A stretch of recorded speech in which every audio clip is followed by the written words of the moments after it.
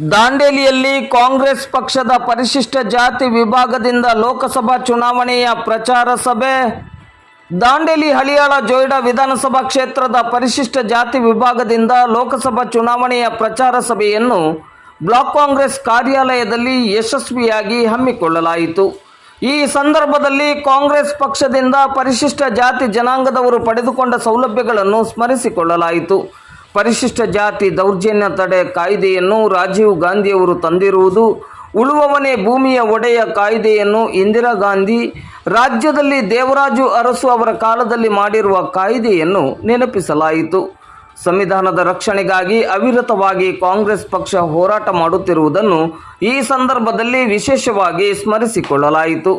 ಈ ಸಂದರ್ಭದಲ್ಲಿ ಕರ್ನಾಟಕ ಪ್ರದೇಶ ಕಾಂಗ್ರೆಸ್ ಸಮಿತಿಯ ಪರಿಶಿಷ್ಟ ಜಾತಿ ವಿಭಾಗದ ಸಂಚಾಲಕರಾದ ಗಾಯತ್ರಿ ನೇತ್ರೇಕರ್, ಉತ್ತರ ಕನ್ನಡ ಜಿಲ್ಲಾ ಕಾಂಗ್ರೆಸ್ ಪರಿಶಿಷ್ಟ ಜಾತಿ ವಿಭಾಗದ ಅಧ್ಯಕ್ಷರಾದ ಬಸವರಾಜ ದೊಡ್ಮನಿ, ದಾಂಡೇಲಿ ಬ್ಲಾಕ್ ಕಾಂಗ್ರೆಸ್ ಅಧ್ಯಕ್ಷರಾದ ಮೋಹನ್ ಹಲವಾಯಿ, ಬ್ಲಾಕ್ ಕಾಂಗ್ರೆಸ್ ಮಾಜಿ ಅಧ್ಯಕ್ಷರಾದ ವಿಆರ್ ಹೆಗಡೆ, ದಾಂಡೇಲಿ ಬ್ಲಾಕ್ ಕಾಂಗ್ರೆಸ್ ಪರಿಶಿಷ್ಟ ಜಾತಿ ವಿಭಾಗದ ಅಧ್ಯಕ್ಷರಾದ ರಾಜಶೇಖರ್ ಐಎಚ್, ಹಳಿಯಾಳ ಬ್ಲಾಕ್ ಕಾಂಗ್ರೆಸ್ ಪರಿಶಿಷ್ಟ ಜಾತಿ ವಿಭಾಗದ ಅಧ್ಯಕ್ಷರಾದ ಪರಶುರಾಮ್, ಜೋಯಿಡಾ ಬ್ಲಾಕ್ ಕಾಂಗ್ರೆಸ್ ಪರಿಶಿಷ್ಟ ಜಾತಿ ವಿಭಾಗದ ಅಧ್ಯಕ್ಷರಾದ ಸಹದೇವ್, ಶಿರಸಿ ಬ್ಲಾಕ್ ಕಾಂಗ್ರೆಸ್ ಪರಿಶಿಷ್ಟ ಜಾತಿ ವಿಭಾಗದ ಅಧ್ಯಕ್ಷರಾದ ಚಂದ್ರಕಾಂತ್ ರೇವಣ್ಕರ್, ಪರಿಶಿಷ್ಟ ಜನಾಂಗದ ಜಿಲ್ಲಾ ಅಧ್ಯಕ್ಷರಾದ ಅನಿಲ್ ನಾಯಕ್, ಮಹಿಳಾ ಕಾಂಗ್ರೆಸ್ ಅಧ್ಯಕ್ಷೆ ರೇಣುಕಾ, ಕಾಂಗ್ರೆಸ್ ಮುಖಂಡರಾದ ಬಿ ಶಿವಾಜಿ ಬನವಾಸಿ, ಪಟ್ಟಣ ಪಂಚಾಯಿತಿ, ನಗರಸಭೆ, ಗ್ರಾಮ ಪಂಚಾಯತ್ ಸದಸ್ಯರು, ಕಾಂಗ್ರೆಸ್ ಪಕ್ಷದ ಮುಖಂಡರು ಹಾಗೂ ಕಾಂಗ್ರೆಸ್ ಪಕ್ಷದ ಪರಿಶಿಷ್ಟ ಜಾತಿ ವಿಭಾಗದ ಕಾರ್ಯಕರ್ತರು ಹೆಚ್ಚಿನ ಸಂಖ್ಯೆಯಲ್ಲಿ ಭಾಗವಹಿಸಿದ್ದರು.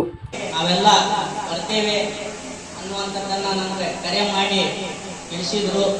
ತಿಳಿಸಿದ ನಂತರ ನಾನು ನಮ್ಮ ಕ್ರಿಯಾಶೀಲ ಬ್ಲಾಕ್ ಅಧ್ಯಕ್ಷರಾಗಿರುವಂತಹ ಮೋಹನ್ ಸರ್ ಅವರಿಗೆ ಚರ್ಚೆಯನ್ನು ಮಾಡಿಕೊಂಡು ನಮ್ಮ ಜಿಲ್ಲಾಧ್ಯಕ್ಷರಿಗೆ ಒಂದು ಅವರ ವಿನಂತಿಯನ್ನು ಪಡೆದುಕೊಂಡು ಅವರ ಒಂದು ಮಾರ್ಗದರ್ಶನದಲ್ಲಿ ಹಾಗೂ ನಮ್ಮ ಈ ಭಾಗದ ಜನನಾಯಕರಾಗಿರುವಂತಹ ಸನ್ಮಾನ್ಯ Shri R V Deshpande sir ಅವರ ಮಾರ್ಗದರ್ಶನದ ಮೇರೆಗೆ ಇವತ್ತು ನಾವು ಈ ಪರಿಶಿಷ್ಟ ಜಾತಿಯ ವಿಭಾಗದ ಒಂದು ಸಭೆಯನ್ನ ಇವತ್ತಿಗೆ ಹಮ್ಮಿಕೊಂಡಿದ್ದೇವೆ. ಇದರ ಉದ್ದೇಶ ನಮ್ಮ ಪರಿಶಿಷ್ಟ ಜಾತಿಯ ಏನು ಕಾರ್ಯಕರ್ತರಿದ್ದಾರೆ ಎಲ್ಲರೂ ಕೂಡ ಸಂಘಟಿತರಾಗಬೇಕು ಹಾಗೂ ನಮ್ಮ ಮತದ ಹಕ್ಕನ್ನ ಯಾವ ರೀತಿ ಅದನ್ನ ನಿಭಾಯಿಸಬೇಕು ಹಾಗೂ ಉಪಯೋಗಿಸಬೇಕು ಅನ್ನುವಂತ ಒಂದು ಅತ್ಯುನ್ನತ ಉದ್ದೇಶದೊಂದಿಗೆ ಇವತ್ತಿನ ಈ ಒಂದು ಸಭೆಯನ್ನ ಏರ್ಪಾటు ಮಾಡಿದ್ದೇವೆ. ಬಂಧುಗಳೇ, ನಾವೆಲ್ಲ ನೋಡ್ತಾ ಇದ್ದೀರಿ, ಕಳೆದ ಒಂದು 10 ವರ್ಷಗಳಿಂದ ಬಿಜೆಪಿ ಸರ್ಕಾರ ಇದೆ. ಯಾವ ಒಂದು ಪರಿಸ್ಥಿತಿ ಇವತ್ತು ನಮ್ಮ ಪರಿಶಿಷ್ಟ ಜನರ ಬದುಕು ಆಗಿದೆ ಅನ್ನುವಂಥದ್ದು ತಾವೆಲ್ಲ ನೋಡ್ತಾ ಇದ್ದೀರಿ. ತಾವೆಲ್ಲ ಗಮನಿಸಿರ್ಬೇಕು, ಕೇವಲ ಅವರು ಅಧಿಕಾರಕ್ಕೆ ಬಂದ ಕೆಲವು ವರ್ಷದಲ್ಲಿ ಪರಿಶಿಷ್ಟ ಜಾತಿ ಪರಿಶಿಷ್ಟ ಜನಾಂಗಕ್ಕೆ ಇರುವಂತಹ ಕಾಯ್ದೆ ಅಟ್ರಾಸಿಟಿ ಕಾನೂನನ್ನ ಅಗದಿ ಸಲೀಸಾಗಿ ಅದನ್ನ ತಿದ್ದುಪಡಿ ಮಾಡಿದ್ರು. ತಾವೆಲ್ಲ ನಮ್ಗೆಲ್ಲ ಗೊತ್ತಿರಬೇಕು. ಅದನ್ನ ಯಾವ ರೀತಿ ಮಾಡಿದ್ರು ಅಂತಂದ್ರೆ, ಅದನ್ನ ಹಲ್ಲಿಲ್ಲದೆ ಹಾವಂತೆ ತಾವೇನಾದರೂ ಆ ಒಂದು ದೌರ್ಜನ್ಯದ ಅಧಿನಿಯಮದಲ್ಲಿ ತಾವು ಪ್ರಕರಣ ದಾಖಲು ಮಾಡಿದ್ರೆ ಅದರಲ್ಲಿ ಯಾವುದೇ ರೀತಿಯಾದಂತಹ ಬಂಧನ ಇಲ್ಲ. ಇದು ಎಷ್ಟು ಮಟ್ಟಿಗೆ ಸಮಂಜಸ? ಇಂಥ ಒಂದು ಕ್ರಮಗಳನ್ನ ನಾವು ನಡೆಸುವಂಥದ್ದು ಈ ಹಿಂದೆ ಕೂಡ ಆಗಿದೆ. ಆ ಒಂದು ಪರಿಣಾಮ ಎಷ್ಟು ಭಯಂಕರ ಇದೆ ಅಂತಂದ್ರೆ, ಇಡೀ ದೇಶದಲ್ಲಿ ಪರಿಶಿಷ್ಟ ಜನಾಂಗದ ಎಲ್ಲ ಜನರು ಜನಸಮೂಹ ಅತ್ಯಂತ ಭೀಕರ ಪ್ರತಿಭಟನೆಯನ್ನ ನಮ್ಮ ದೇಶದಲ್ಲಿ ಮಾಡಿದ್ರು.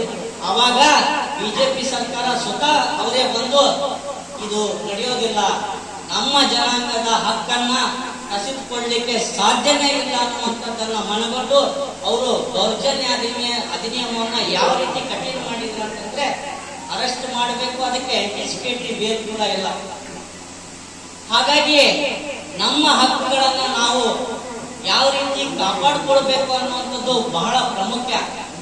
ನಾವೆಲ್ಲ ನೋಡ್ತಾ ಇದ್ದೀರಿ, ಇಲ್ಲಿನ ಹಾಲಿ ಸಂಸದರು ಮತಗಳನ್ನ ಪಡೆದು ಗೆದ್ದು ಹೋದ ನಂತರ ಎಷ್ಟು ಬಾರಿ ದಾಂಡೇಲಿ ನಗರಕ್ಕೆ ಆಗಮಿಸಿದ್ದಾರೆ. ನಾವೆಲ್ಲ ನೋಡ್ತಾ ಇದ್ದೀರಿ, ಎಷ್ಟು ಕೆಲಸಗಳನ್ನ ಮಾಡಿದ್ದಾರೆ. ಯಾವುದೇ ಒಂದೇ ಒಂದು ಅವರು ಜನರ ಕುರಿತಾಗಿ ಜನರ ಅಭಿವೃದ್ಧಿಗಾಗಿ ಮಾಡಿರುವಂಥದ್ದು ಒಂದೇ ಒಂದು ಕೆಲಸ ತೋರಿಸ್ರಿ, ನಾವು ಹೇಳ್ದಂಗೆ ಕೇಳ್ಬೋದು. ತಾವೆಲ್ಲ ನೋಡ್ತಾ ಇದ್ದೀರಿ, ಇವತ್ತು ನಮ್ಮ ಜನನಾಯಕರು ಅರವಿಂದ್ ದೇಶಪಾಂಡೆ ಸರ್ ಅವರು ಇಷ್ಟೊಂದು ಅವರಿಗೆ ಕೆಲಸದ ಒತ್ತಡ ಇದೆ ಅಂತಂದ್ರೆ ದಿನದ ಸುಮಾರು 17ರಿಂದ 18 ಗಂಟೆ ನಿರಂತರವಾಗಿ ಜನರ ಸೇವೆಯಲ್ಲಿ ತೊಡಗಿರ್ತಾರೆ. ಇವತ್ತು ದಾಂಡೇಲಿ ನಗರದಲ್ಲಿ ಎಲ್ಲ ಸೌಲಭ್ಯಗಳನ್ನ ಇವತ್ತು ನಮ್ಮ ಹಾಸ್ಪಿಟಲ್ಸ್ ಇರ್ಬೋದು, ಯಾವುದೇ ಸರ್ಕಾರಿ ಕಚೇರಿಗಳು ಇರ್ಬೋದು, ಎಲ್ಲ ರೀತಿಯಾದಂತ ಸೌಲಭ್ಯ ನಮ್ಮ ದಾಂಡೇಲಿ ನಗರಕ್ಕೆ ಅವರು ಅತ್ಯಂತ ಕಷ್ಟಪಟ್ಟು ಒದಗಿಸಿದ್ದಾರೆ. ಹಾಗಾಗಿ ಬಂಧುಗಳೇ, ಇವತ್ತು ನಾವು ಕೆನರಾ ಅಭ್ಯರ್ಥಿ ಏನಿದ್ದಾರೆ ಡಾಕ್ಟರ್ ಅಂಜಲಿ ನಿಂಬಾಳ್ಕರ್ ಮೇಡಮ್ ಅವರು ವೃತ್ತಿಯಿಂದ ವೈದ್ಯರಿದ್ದಾರೆ. ಅವ್ರಿಗೆಲ್ಲ ತಾವು ನೋಡಿರ್ಬೋದು. ಈ ಹಿಂದೆ ನಮ್ಮ ಗುರುಗಳು ಹೇಳಿದ್ರು, ವಿ ಆರ್ ಹೆಗ್ಡೆ ಅವರು ಒಂದು ಆಕ್ಸಿಡೆಂಟ್ ಆದ ನಂತರ ಅಲ್ಲಿ ಸ್ಪಂದಿಸಿರುವಂತ ಅವ್ರದ್ದು ರೀತಿ ತಾವು ನೋಡಿರ್ಬೋದು. ಒಂದು ಹೆಣ್ಮಗಳು ಅಲ್ಲಿ ಆಕ್ಸಿಡೆಂಟ್ ಆಗಿ ಅಲ್ಲಿ ಬರಳ್ತಾ ಇರ್ತಾರೆ, ತಕ್ಷಣ ಅವರನ್ನ ಆಸ್ಪತ್ರೆಗೆ ಸೇರಿಸಿ ಉಪಚಾರ ಮಾಡಿ ಸ್ವತಃ ಅವರೇ ಇದ್ರು. ಇಂಥ ಒಂದು ಕಾಳಜಿ ಮಾಡಿರುವಂತ ಅಭ್ಯರ್ಥಿಯನ್ನ ಗೆಲ್ಲಿಸುವಂತ ಅನಿವಾರ್ಯತೆ ನಮಗಿದ್ದೇ ಇದೆ.